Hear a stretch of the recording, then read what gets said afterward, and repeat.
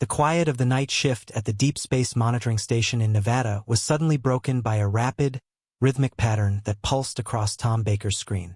He had been sipping his coffee, trying to shake off the exhaustion of a long night, when the flashing lights caught his attention. He squinted at the unusual pattern, his trained eyes narrowing in on the structure.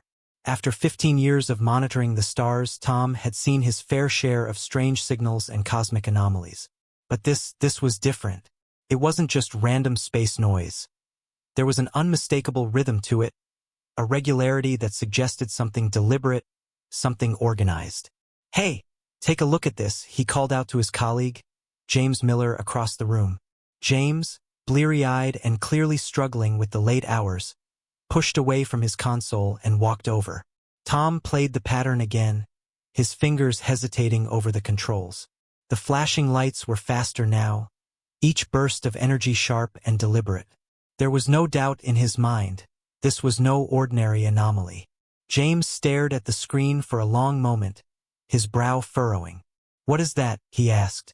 "I'm not sure," Tom replied, "but it's definitely not random." It wasn't long before other monitoring stations around the world began to report similar signals. Each one, far from the usual space debris, carried the same complex rhythmic pattern.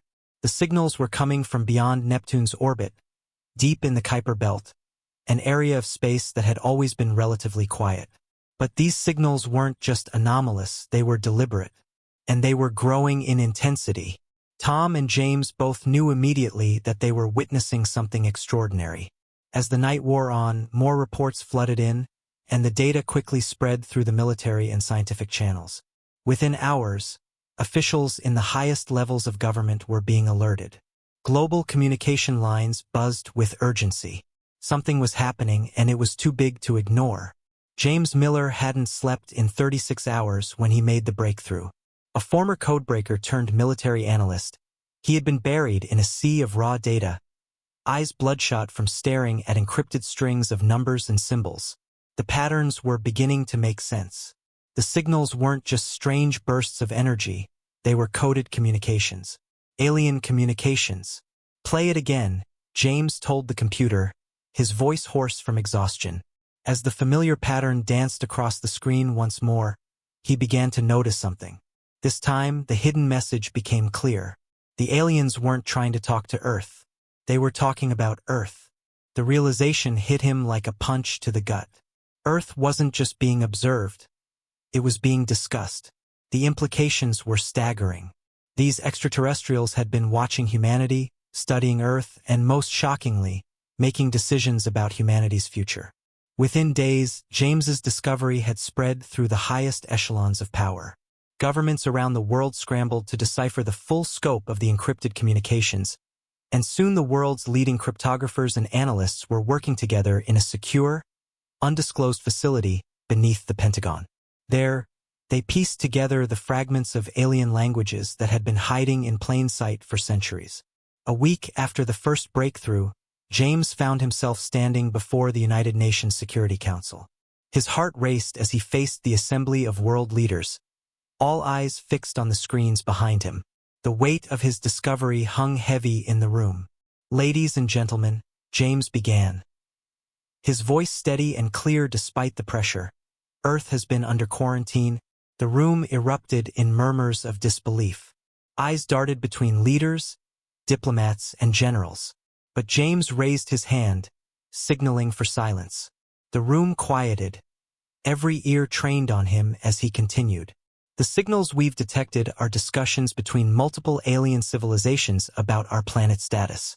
They've been watching us, studying us, and deliberately keeping us isolated from the rest of the galaxy." As the words sank in, the magnitude of the revelation became clear. Earth had been on some kind of intergalactic watch list.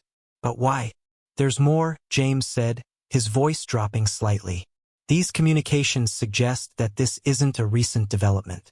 Based on our analysis, Earth has been under observation for at least the past 1,000 years. The shock in the room was palpable. The implications were terrifying. For centuries, humanity had been unaware of the cosmic audience watching its every move. General Wilson, a grizzled veteran of countless military operations, stepped forward. His face was grim, reflecting the gravity of the situation. "The implications are clear," he said, his voice heavy with concern. "Every major leap in human technology, every scientific breakthrough, they've been watching us, judging us, deciding if we're ready for contact, or if we're worthy of elimination." James nodded, his expression somber. "Exactly."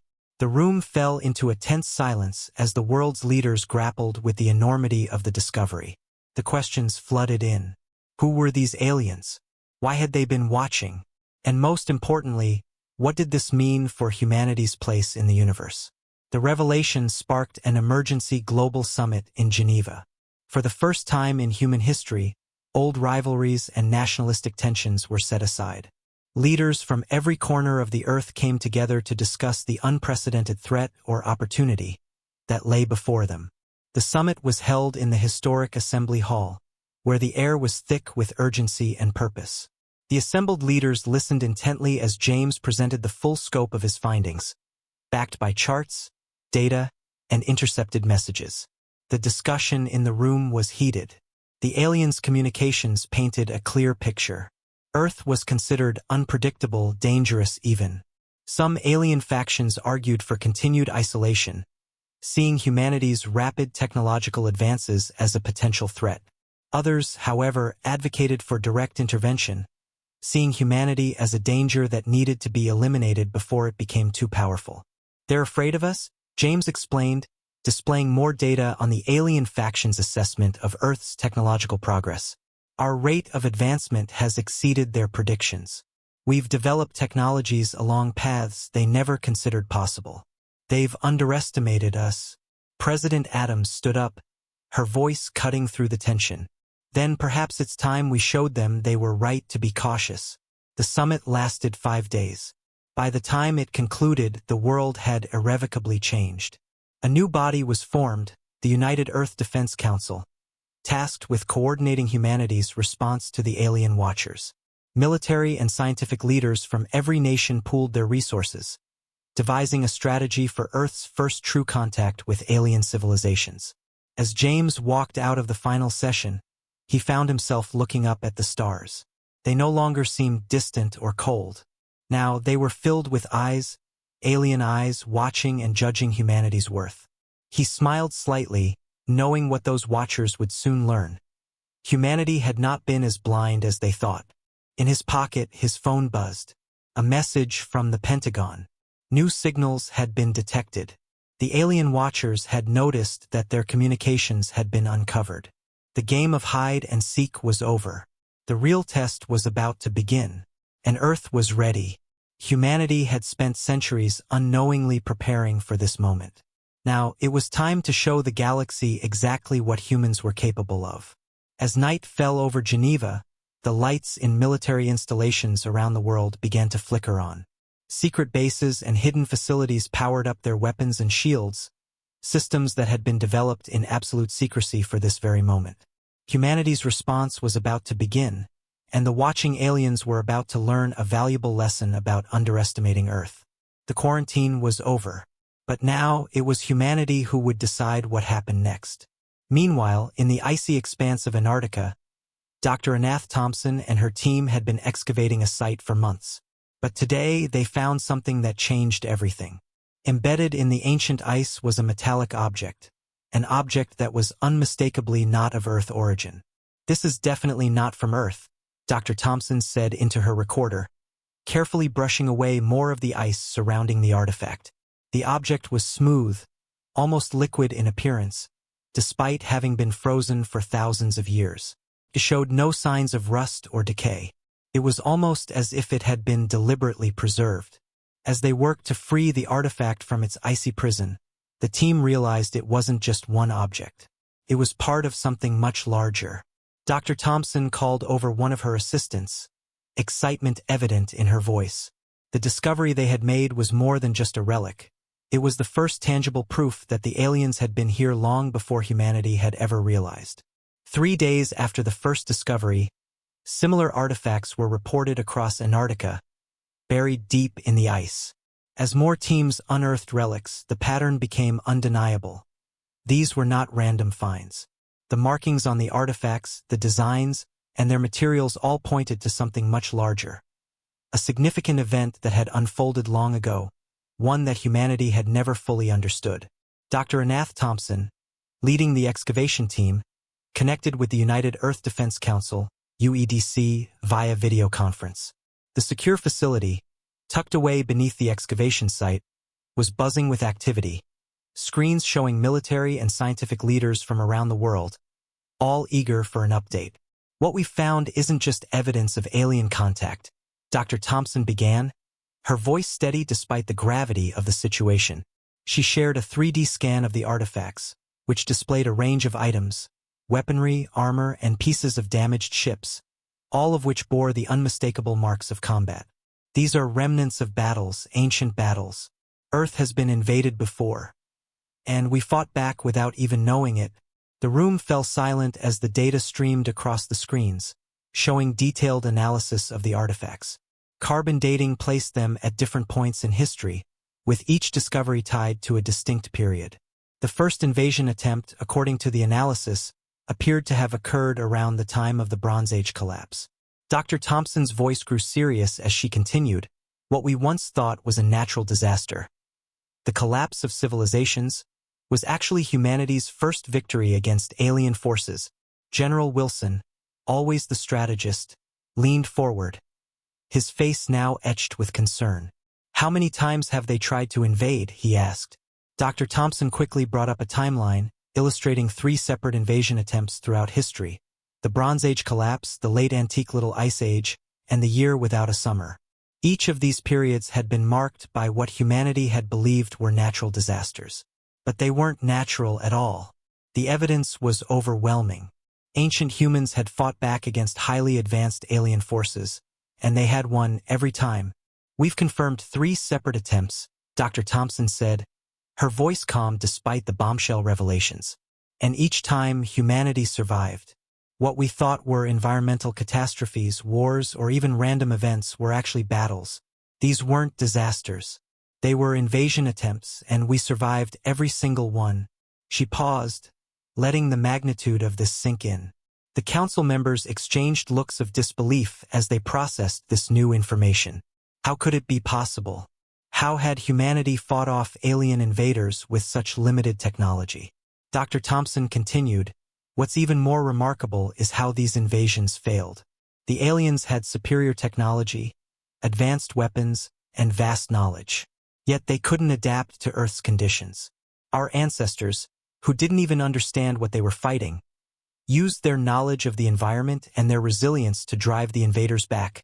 She turned to the next screen, showing detailed diagrams of the various alien ships and technologies, all showing signs of battle damage. Military historians and scientists alike began to re-examine ancient records with fresh eyes. Stories of strange lights in the sky, unexplained phenomena, and mysterious battles throughout history now had new meaning. These weren't myths or legends. They were evidence of a war humanity had been fighting for thousands of years, a war they hadn't even known they were in. Dr. Thompson's team, working in the ice cave, made yet another stunning discovery.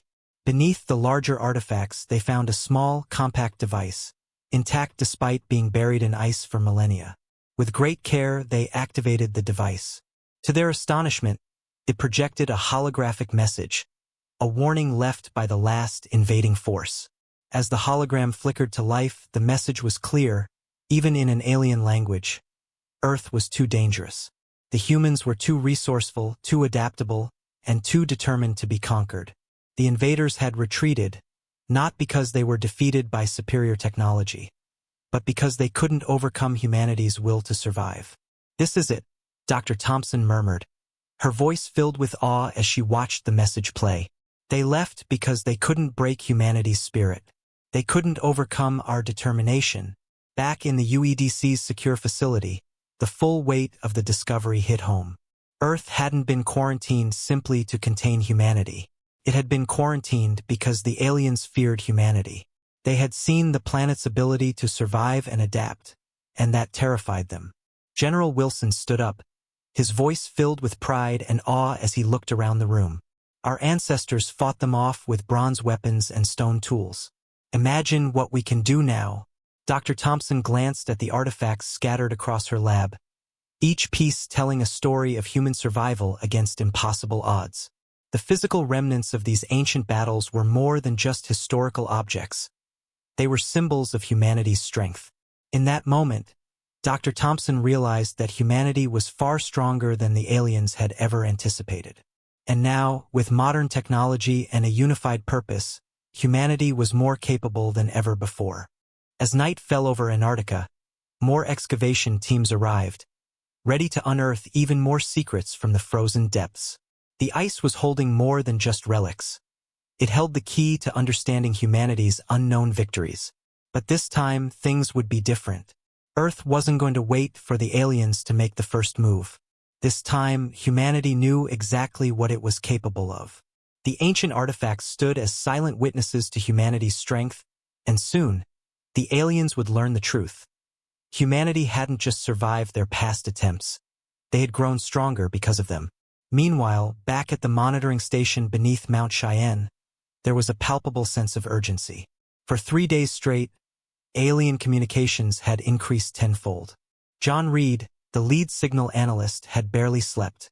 Something was happening, and it was big. He hadn't left his post in over 20 hours, monitoring the decoded messages coming in.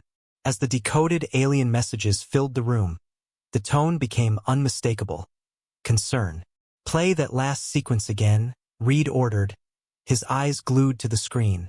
The signals were translated by advanced AI systems, and this time what they heard made everyone in the room stop and listen. One alien voice was clear: "The humans have advanced too quickly. Their technological growth is beyond our models. We must conduct a final assessment." Another voice joined in, its tone different, more fearful. "They're too dangerous. Look at their warfare capabilities. They went from basic flight to space travel in less than 70 years. The implications were clear. The aliens were terrified of humanity's progress, particularly in the area of weaponry." Reed played another intercepted message, and the concern in the alien voices was evident. "Their weapons development has exceeded all projections," one voice said. "They achieved nuclear fusion 50 years before our models predicted." The United Earth Defense Council was on high alert. Multiple alien species were now debating humanity's fate, some arguing for contact, while others felt humanity was too dangerous to allow into the galactic community. The situation was rapidly escalating, and Earth had a decision to make. But for the first time, the humans knew exactly what they were up against, and they were ready to face it head-on. The council room was filled with a sense of urgency as the alien transmissions continued to flood in. The alien species observing Earth had initiated plans for something they called a final assessment of the planet. Some factions argued for peaceful contact, others for continued isolation, and a few suggested more drastic measures. The atmosphere in the room was tense as the council reviewed the incoming data. Admiral Rogers, studying the latest transmission, furrowed his brow. "Their AI systems have evolved along paths we never considered," he commented, his voice low but filled with concern. "They can't predict what we'll do because we don't think like them." Dr. Anath Thompson, who had been pulled in from Antarctica, leaned forward. "They're not just afraid of our weapons," she said, her voice steady despite the gravity of the situation. "They're afraid of how quickly we create them, how fast we adapt, and how relentless we are when faced with new challenges." President Adams, who had been quiet up until this point, stood at the head of the table, her expression resolute. "Then perhaps it's time we show them exactly what they should be afraid of." The council spent the next 12 hours reviewing Earth's hidden capabilities, technologies that had been developed in secret, projects kept under wraps even from most of the world's governments. Now was the time to reveal them all. John Reed, the lead signal analyst, pointed at the screen. "Look at this," he said, playing a new transmission. "They think our most advanced chips can barely reach Mars. They have no idea about the Jupiter Defense Fleet." Admiral Rogers smiled, his fingers tapping on the table. "They also don't know about the quantum shield network, the consciousness transfer technology, or the antimatter production facilities on Mercury, the Council worked quickly, drafting the most important message humanity would ever send. It was clear, firm, and unmistakable. The message would be humanity's first official communication to the aliens that had been observing them from the shadows. "We know you're watching," the message began. "We know about the quarantine. We know about the previous invasion attempts, and we know you're afraid of us." The transmission went on to reveal knowledge that would shock the alien observers. Humanity hadn't just discovered the aliens' presence recently. It had known for decades. Every technological leap, every achievement that had defied the aliens' predictions had been carefully planned. "Your fear is justified," the message continued, "but not for the reasons you think. We're not dangerous because we are warlike. We're dangerous because we survive. We adapt. We grow stronger from every challenge." In orbit, hidden human satellites activated, their cloaking fields dropping away to reveal their true nature. The alien observers, who had believed they were watching Earth undetected, suddenly realized that Earth had been watching them all along. "The quarantine ends now," the message concluded, the words carrying a weight of finality. "Not because you decide to end it, but because we choose to step forward." The transmission closed with a challenge. "You wanted to assess us. Here we are. Show yourselves." John Reed, monitoring the response, watched as the alien communications exploded with activity. "Their observation posts are powering up," he noted, a grim satisfaction in his voice. "They thought they were hidden, but they're realizing we've known their locations all along. They're scared," Reed added, watching the frantic exchanges on the screen. General Wilson, ever the strategist, gave a small, satisfied nod. "Fear breeds respect. It's time they learn to respect us." The message broadcast across the solar system, signaling the end of humanity's passive role in the galactic stage. Earth's hidden defenses, once thought to be mere speculation or myth, were now ready to be deployed. The aliens, who had been observing, were about to learn a lesson they would never forget. The assessment, which had once been meant to judge humanity, was now an evaluation of the aliens themselves. The red dust of Mars swirled beneath the hovering fleet of Earth ships. For decades, these ships had been hidden in plain sight, waiting for the right moment to reveal their true purpose. Admiral Rogers stood on the bridge of the EDS Defender, overseeing the fleet as hundreds of vessels moved into position around the Red Planet. "All ships report ready," his first officer announced. "The alien observers are positioned at the edge of the system," he added, looking out over the displays. "Good," Rogers said, his voice steady with purpose. "Let's give them a show they'll never forget." Begin the demonstration. The first phase of Earth's demonstration began with Mars itself. Hidden facilities across the planet's surface, facilities that had been buried for years, suddenly sprang to life. Massive energy generators, concealed beneath the planet's red soil, activated with a quiet hum. "The quantum shield network is powering up," the technical officer reported, her eyes glued to the readouts. "All stations are green." The alien observers, who had been watching from their remote positions, could only stare in stunned silence as a shimmering field of energy began to form around Mars. The entire planet, once thought vulnerable, was now enclosed in a protective barrier that the alien scans couldn't penetrate. "Shield strength at maximum," the officer confirmed, looking up from her monitor. "The entire planet is now protected." Admiral Rogers allowed himself a small smile. Phase 2. Show them our ships.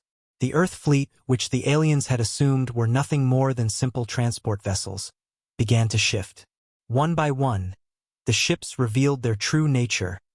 Powerful weapon systems hidden beneath layers of camouflage. "Prepare for advanced maneuvers," Rogers ordered.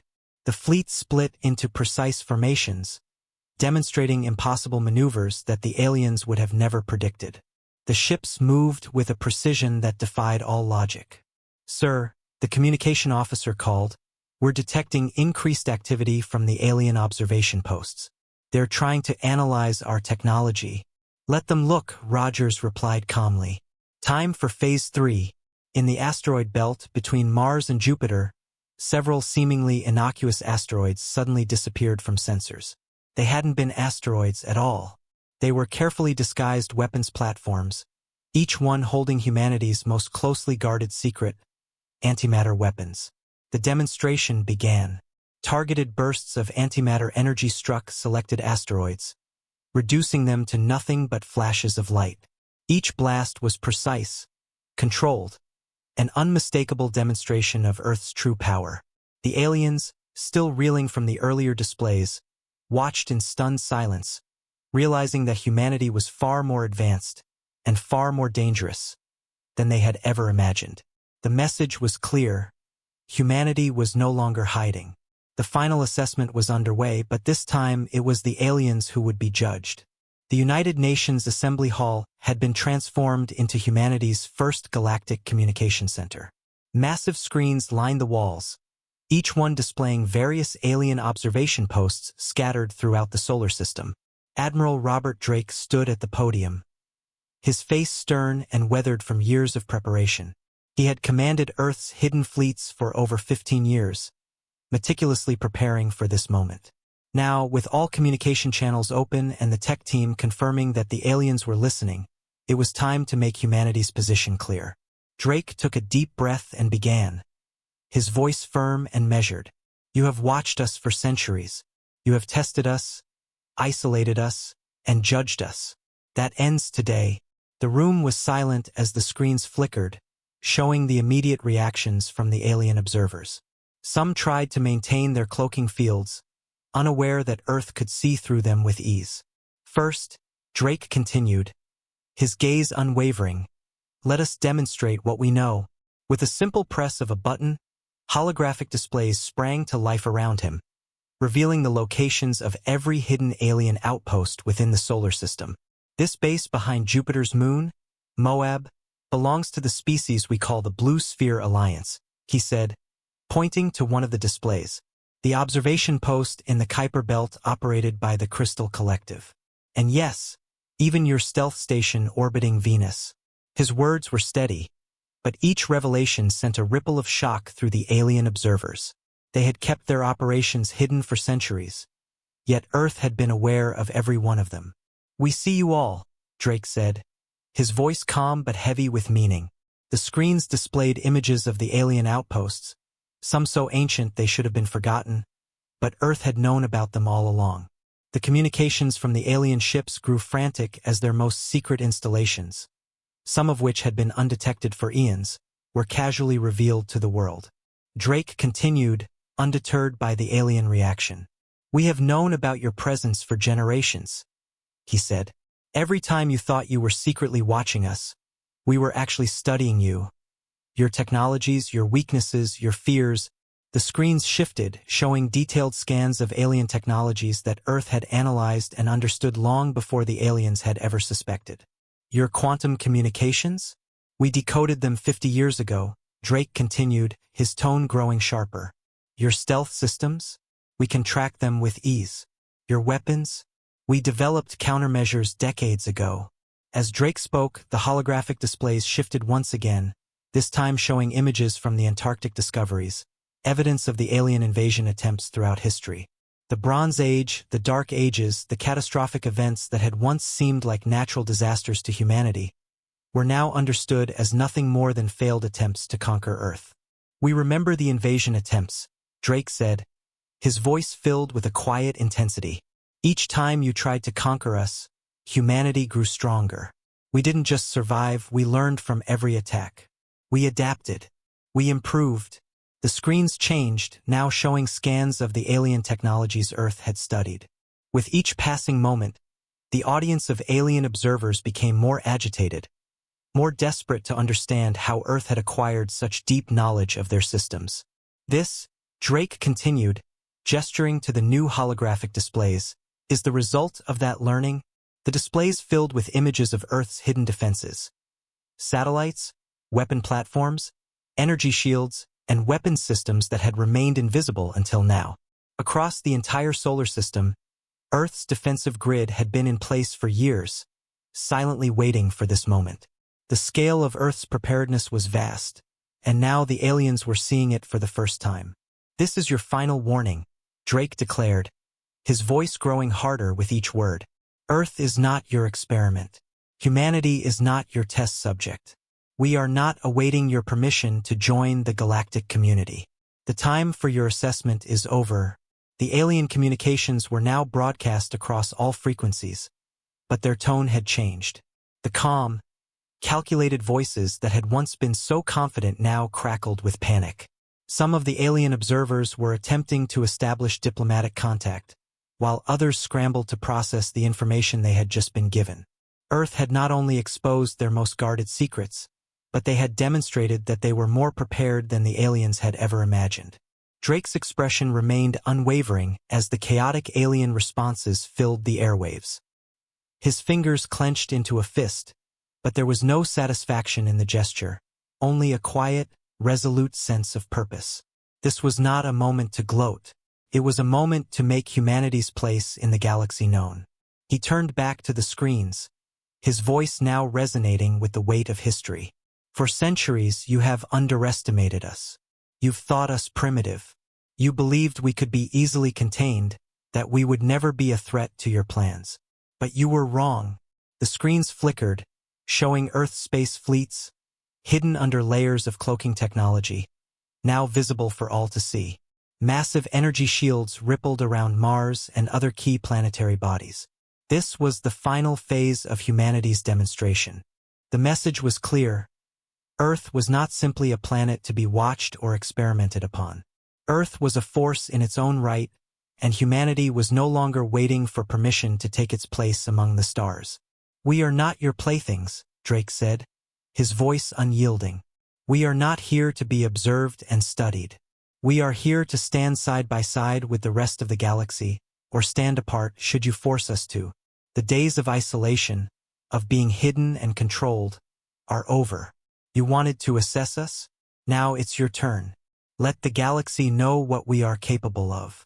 Let them know we've been ready for this day for a very long time." As the transmission ended, Drake stood tall, watching the screens flicker one last time as the alien responses filled the airwaves. Some of the alien species, too shocked to respond, fell silent. Others tried desperately to communicate, to reach out in a last-ditch effort to regain control of the situation. But it was too late. The message had been sent. Earth was not only ready for the galactic stage, it had been preparing for it in secret, hidden from the aliens for generations. The response from the galaxy, from the alien species who had been watching Earth all this time, was now uncertain. The once unified front of the alien observers was fractured, their systems scrambling to make sense of the display they had just witnessed. And in the silence that followed, Admiral Robert Drake knew the truth. Earth had shown just enough of its power to prove that it was not to be underestimated. What the aliens didn't know was that humanity's greatest achievements were still hidden, waiting for the right moment. "From this moment forward, these are our terms," Admiral Drake continued, his voice unyielding. His words echoed across the room, through the ears of both his fellow Earth leaders and the alien observers who were still processing the monumental demonstration they had just witnessed. The message was clear.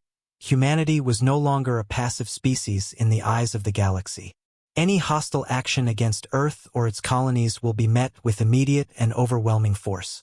Any attempt to interfere with human expansion into space will be considered an act of war.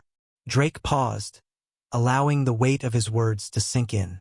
He could almost hear the tension building in the alien ships that surrounded the solar system, as their commanders scrambled to make sense of the human response.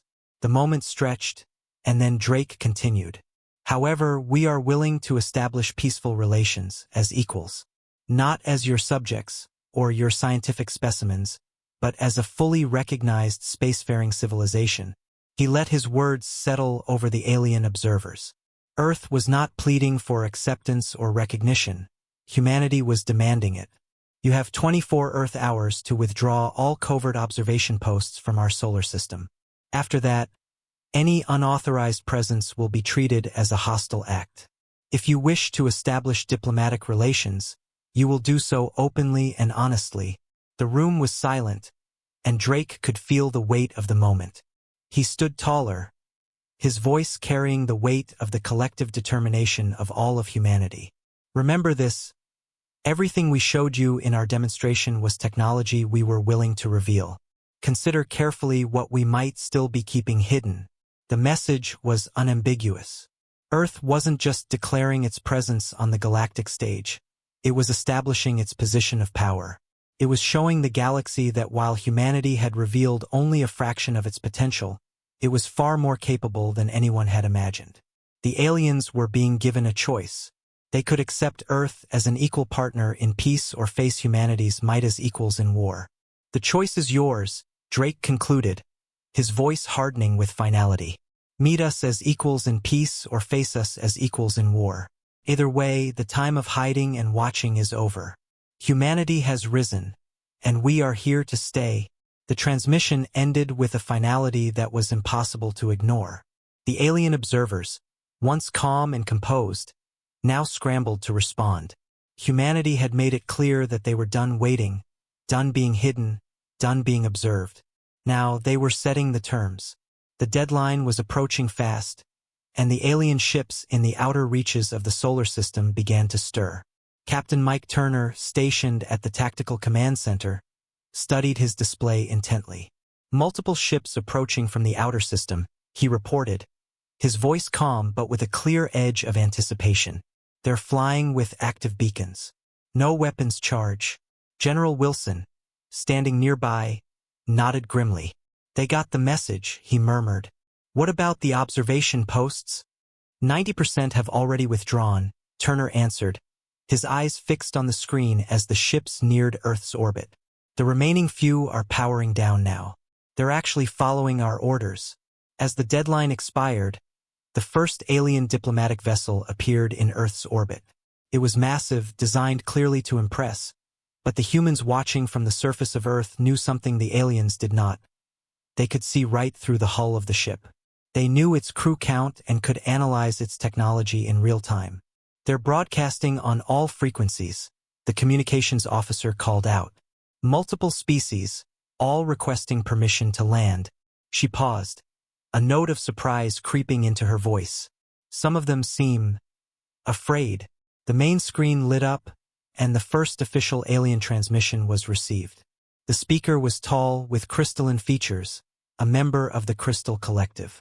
The words were calm, but the voice carried an undercurrent of awe and uncertainty. People of Earth, the voice began, you have surprised us. In all our history of watching developing worlds, none has ever detected us before, let alone achieved official contact. President Adams, standing before the response camera, addressed the alien representative with a steady gaze. Perhaps that says more about your observation methods than our development, she replied calmly, her voice measured and strong. The tension between the two sides was palpable as the first exchange took place. More transmissions followed from various species, each with different reactions, some expressing fear, others admiration. One alien leader from the Blue Sphere Alliance admitted that they had severely underestimated humanity's potential. Another from the Stellar Conquerors confessed that they had been wrong to support Earth's isolation. You developed technologies we thought impossible, one leader stated. Your quantum shields operate on principles we never considered. Your faster-than-light drive uses concepts we dismissed centuries ago.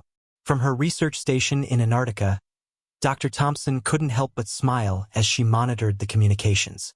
They still don't understand, she said to her team, her voice filled with quiet satisfaction. They think we simply followed their technological path but did it faster. They haven't realized we found entirely different paths. In orbit, more diplomatic ships arrived, each one subjected to detailed scans and analyses. They were permitted to send down small delegations, and soon the aliens found themselves in a carefully prepared diplomatic center. This center, constructed long before the first alien ships arrived, had been waiting for this very moment. It was a setting designed to show humanity's readiness, to demonstrate that Earth was prepared for the galactic community, not as an experiment but as an equal partner.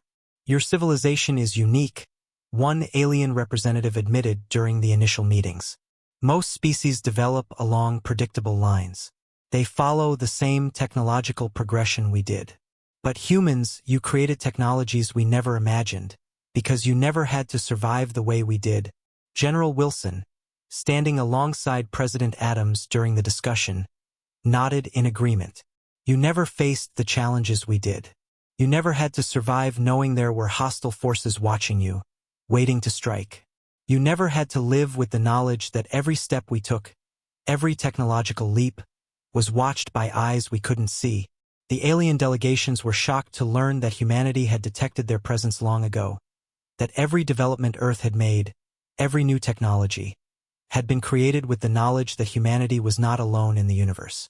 It had all been part of a grand preparation, preparing for either peace or war. One alien confessed, "We believed Earth was a controlled experiment, a civilization developing in isolation. We never considered that the experiment had become aware of the observers." President Adams stood and addressed the gathered alien representatives directly. "For centuries, you watched us like specimens in a laboratory, but we were watching too, learning, preparing. Every technology we developed was created with the knowledge that we weren't alone." The aliens, whose knowledge of the galaxy stretched across millennia, now shared information about the wider galactic community.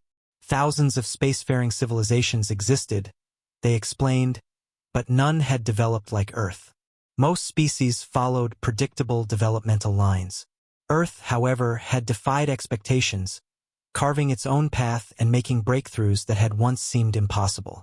With each revelation, the diplomatic exchanges grew more intense, and the aliens realized the full extent of their miscalculation. Earth had not only detected their presence but had planned for it. Humanity had not been waiting for the galaxy to notice, it had been ready all along.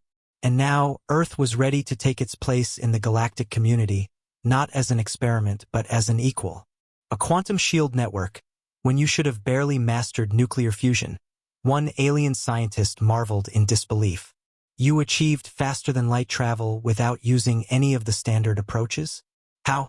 Dr. Thompson, her voice calm yet brimming with quiet pride, responded, "Because we didn't know what was supposed to be impossible."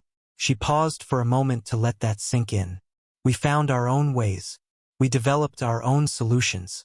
While you watched us take our first steps into space, we were already walking among the stars."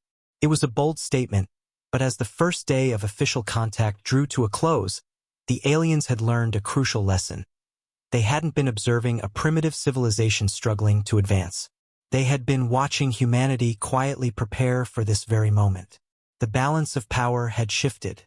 Earth wasn't just joining the galactic community. It was redefining it. It had shown the galaxy just a glimpse of its potential, and it was clear that humanity had more to offer than anyone had realized. 1 month after first contact, Earth's position in the galaxy had dramatically shifted. The Global Command Center, once a place for Earth's military and scientific leaders to coordinate in secrecy, was now hosting representatives from over 50 alien civilizations. These meetings, once thought impossible, were becoming routine. But today's meeting would reveal something that would shake the very foundations of the galactic community. "It's time to show them the truth," President Adams said to her advisors, her voice firm and resolute. She stood at the head of a long table in the command center, looking out over the gathered diplomats and military officials. "They've seen what we wanted them to see. Now let's show them what we can really do." Admiral Drake, standing before the assembled alien delegates, took a deep breath and began, his expression serious. "You've all been impressed by our quantum shields, our faster-than-light drives, and our antimatter weapons," he said, his voice steady and authoritative. "But those were just the technologies we were willing to reveal." The room grew quiet, every alien present hanging on his words, uncertain of what was to come next. The holographic displays that had been projecting images of Earth's advancements flickered to life again. But this time, they showed something far more astounding than anything previously revealed. Massive structures appeared on the display, hidden bases, shipyards, and research stations tucked in the spaces between planets and moons. The aliens had never seen these before, and their scanning systems had failed to detect them. "Impossible," one alien representative whispered in disbelief, looking at the holographic images as though they were a mirage. "Those facilities, they're completely invisible to our sensors." Phase-shifted reality technology, Admiral Drake explained, his voice calm but filled with pride. While you were watching our visible progress, we were building an entire civilization in parallel space. What you've seen so far, barely a third of our true capabilities. The room was silent for a long moment as the aliens processed this revelation. Humanity had not only developed the technology to remain undetected by the most advanced alien sensors, but it had also found a way to operate entirely outside the bounds of conventional space. The aliens had thought they understood Earth's potential, but now they realized they had barely scratched the surface. Dr. Thompson stepped forward as the holographic displays shifted again, revealing even more jaw-dropping technologies. We developed these technologies because we had to think differently, she explained. Your observation forced us to be creative, to find solutions you never considered. The displays now showed ships capable of manipulating gravity itself, energy weapons so advanced they could target individual atoms, and defense systems so powerful they could redirect entire asteroids through dimensional shifts. The aliens watched in stunned silence as Earth unveiled its greatest achievements, technologies that defied their understanding of physics, that broke every rule they thought they knew about the universe. Then, with a flick of her hand, Dr. Thompson activated another display. This one revealed Earth's true defense grid, a network of satellites, weapons platforms, and energy shields wrapped around the entire solar system. The aliens had no idea it existed. Every time they thought they were watching Earth, they were actually testing their stealth systems against alien sensors. The humans had been preparing, refining, and perfecting their defenses in secret for generations. This, General Wilson said, stepping forward to stand beside Dr. Thompson, is why we revealed ourselves now. We could have remained hidden for centuries, building our strength in secret. But we chose to reveal ourselves because we believe in peace. He turned to the shocked alien delegates, his voice unwavering. We didn't need to reveal this to you. We did it because we chose to. We don't seek domination. We seek understanding. We want to build a future together with you, not through subjugation, but through cooperation. At that moment, one of the alien leaders, his crystalline form shimmering with agitation, spoke up. You could have conquered half the galaxy by now. Why didn't you? President Adams smiled, a calm but knowing expression on her face. Because that's not who we are. Humanity doesn't seek conquest. We seek understanding. We don't want to rule the galaxy, we want to explore it, to learn from it, and yes, to help protect it. But we do it on our own terms. Not as your subjects, not as your experiments, but as equals. The room fell into an eerie silence as the implications of Earth's true power settled in. This wasn't just a demonstration of technological prowess, it was a declaration of humanity's place in the galaxy. Earth had not only mastered technologies that defied the laws of physics, it had built an entire interstellar civilization in secret, hidden from the very beings who thought they were observing it. Now, the balance of power had shifted, and the old structures that had governed the galaxy for millennia were beginning to fracture. The revelation of our true power, President Adams continued, has led to immediate changes in galactic politics. New treaties are already being drafted, with Earth as a founding member. Drake's voice cut through the murmurs of the delegates. We propose a new galactic order, one based on cooperation, not control. One where developing civilizations are helped, not hidden. One where different paths of development are encouraged, not suppressed. The aliens sat in stunned silence as the full scope of humanity's advancements and its intentions became clear. Earth was not simply joining the galactic community. It was already a fully integrated interstellar civilization. Humanity had established colonies in neighboring star systems, using its phase shift technology to remain undetected by alien observers. The aliens had made the greatest mistake of all. They had believed Earth was merely an experiment. They were wrong. Your greatest mistake, Admiral Drake said, his voice cutting through the tension, was thinking you were running an experiment. You weren't. The scientists, *U*, were part of our test. We needed to understand how advanced civilizations would react to us. Every move you made taught us something valuable. As the day drew to a close, the alien delegates departed with a newfound understanding. They had thought they were watching humanity's story unfold, unaware that they had been unwitting participants in humanity's greatest achievement. Humanity had been preparing for this moment for centuries, and now it was ready to take its place among the stars, on its own terms. President Adams stood at the window of the command center, watching as Earth's first official diplomatic fleet prepared to depart for alien worlds. She turned to Admiral Drake, a quiet sense of triumph in her gaze. "Are we ready for the next chapter?" she asked. Admiral Drake smiled, his eyes filled with the same quiet pride that had been a constant throughout humanity's journey. "We've spent centuries preparing for this moment," he said. "Time to show the galaxy what humanity can really do."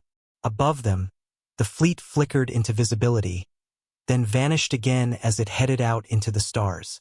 Earth's message had been sent, and the age of hiding was over. The age of humanity had begun.